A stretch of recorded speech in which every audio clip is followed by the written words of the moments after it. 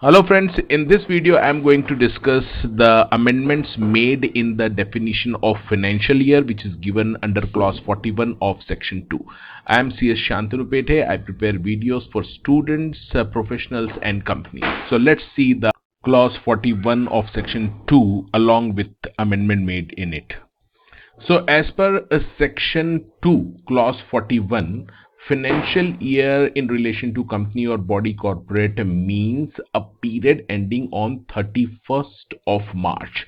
तो यहाँ पर पीरियड कब एंड होगा, फाइनेंशियल ईयर एंड कब होगा वो बताया, स्टार्टिंग की बात नहीं की है. सो एवरी कंपनी और body corporate financial year of such company or body corporate should end on 31st of March.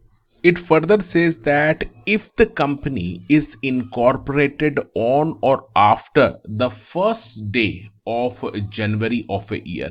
इसका कहने का मतलब है कि if the company is incorporated on first day or after first day of January but before 31st मार्च, तो 1 जनवरी से 31 मार्च के बीच में अगर ये इस पीरियड में कोई कंपनी इनकॉर्पोरेटेड होती है, अगर इनकॉर्पोरेट हुई है, न्यूली इनकॉर्पोरेट हुई है, तो ऐसे केस में in this case the financial year of such company should and on the 31st March of the following year.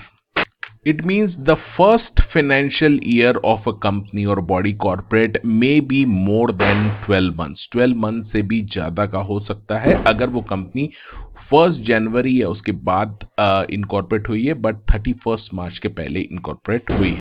On the other hand, the first financial year may be lesser than the period of 12 months also. If a company is incorporated before 1st of January, for example, one company is incorporated on 1st of December, let's say 2019, then the financial year of such company, the first financial year of such company should end on 31st March 2020. It means the financial year, that is the first financial year of this company, will be only of 4 months. However, the subsequent financial year in both these cases should end on 31st of March. It means subsequent financial year should start from the 1st of April and end on the 31st March. So it will be a period of 12 months.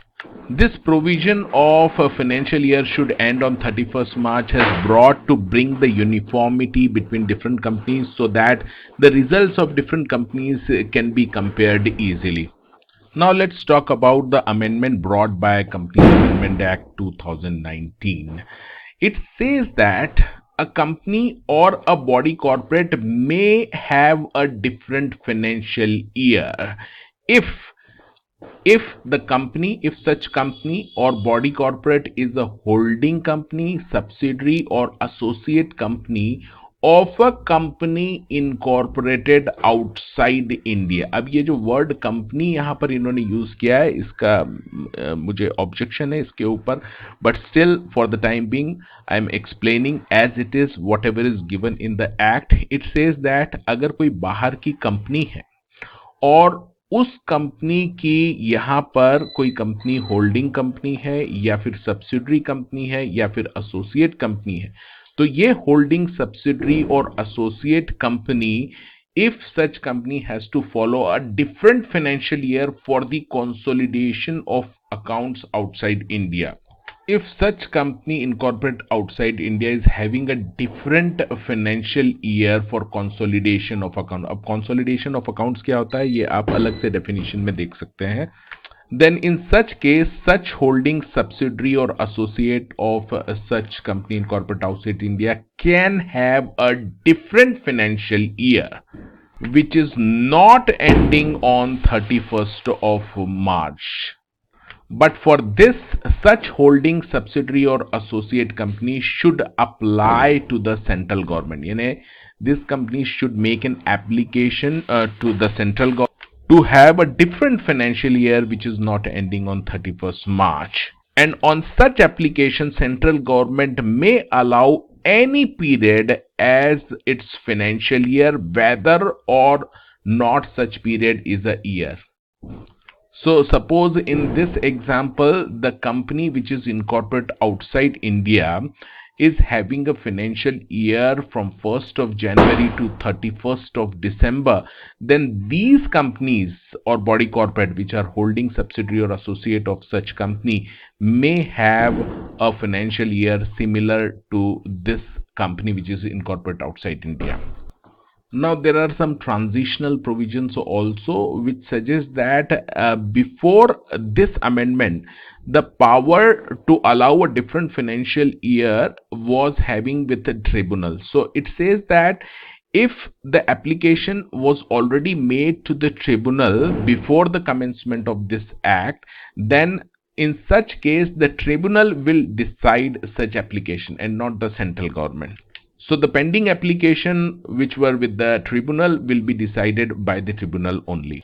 There is another transitional provision it says that provided also a company or body corporate existing on the commencement of this act. तो this act का यहाँ पर मतलब है Companies Act 2013 shall within a period of 2 years from such commencement align its financial year as per the provision of this clause. इसका कहने का मतलब है all those companies, that is the existing companies which were having different financial years, should align their financial year as per this clause. That is, the financial year should end on 31st of March, and it should do so within a period of 2 years from the commencement of this act.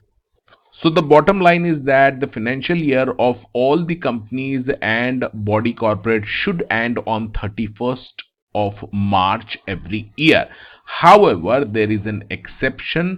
The exception is that if a company or body corporate is holding or subsidiary or associate company of a company which is incorporated outside India, then in such case, on the application made to the central government, such holding subsidiary or associate company may have different financial year which is not ending on 31st of March. The sole purpose of giving such exemption is to allow such holding subsidiary or associate company to consolidate their account with the company which is incorporated outside India.